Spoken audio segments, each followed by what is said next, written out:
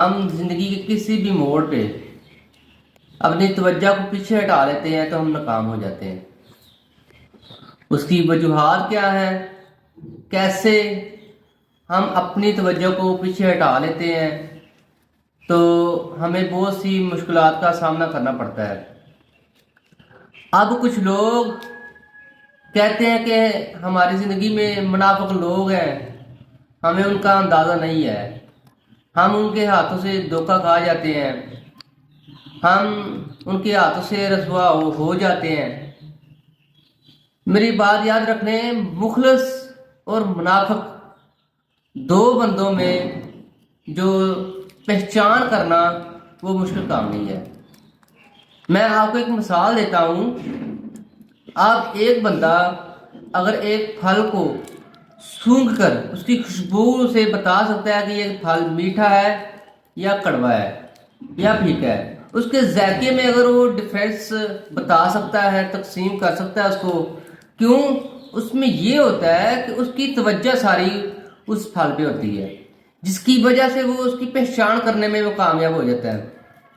अब एक बंदा है, वो एक फल को जनाब बजा कर चुटकी से उसे उसकी आवाज़ से वो महसूस करता है कि ये इसका मतलब कि क्या जायका हो सकता है, ये कच्चा है या पक्का है, ठीक है, इसके अंदर क्या तब्दीली है। तो तब ये होता है कि हमारी सारी तवज्जो जितनी भी ना उसकी तरफ मुतवज्जह होती है।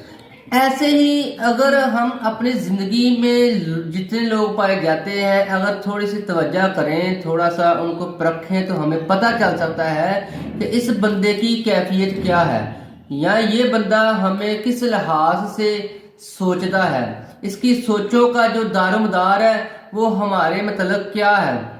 जो बंदे लागर्जी कर जाते हैं वो रसवाई का शिकार होते हैं और जलील होते हैं। जलील कैसे होते हैं? जो लोग होते हैं आपकी ज़िंदगी में मुनाफिक लोग होते हैं, जिनके दिलों में आपके लिए बुराइयां होती हैं, वो आपका बगूर जायज़ा लेते हैं। वो कहते हैं कि यार इस बंदे में इतनी क्वालिटी नहीं है कि ये हमें असेस कर सके, हमें जांच सके, हमें परख सके। क्यों? आप एक भोलेपन का मुजाहरा कर रहे थे, और ये जो दुनिया है आपको भोला रहने नहीं देती। ये इसमें थोड़ा सा आपको जनाब अपनी यही समझ लगे होशियारी का मुजाहरा करना पड़ेगा, तभी आप दुनिया को असेस कर सकेंगे, अपने आप को कामयाब फर्द बना सकेंगे। अब जो मुखलिस बंदे होते हैं, मुखलिस बंदे उनमें और जो होते हैं मुनाफिक बंदे होते हैं, इन दोनों में हमारी किस चीज़ की हमें सबसे ज़्यादा ज़रूरत है? हम इनकी पहचान करने में हमें सबसे ज़्यादा एक चीज़ की ज़रूरत है जिसे हम बोलते हैं तवज्जो।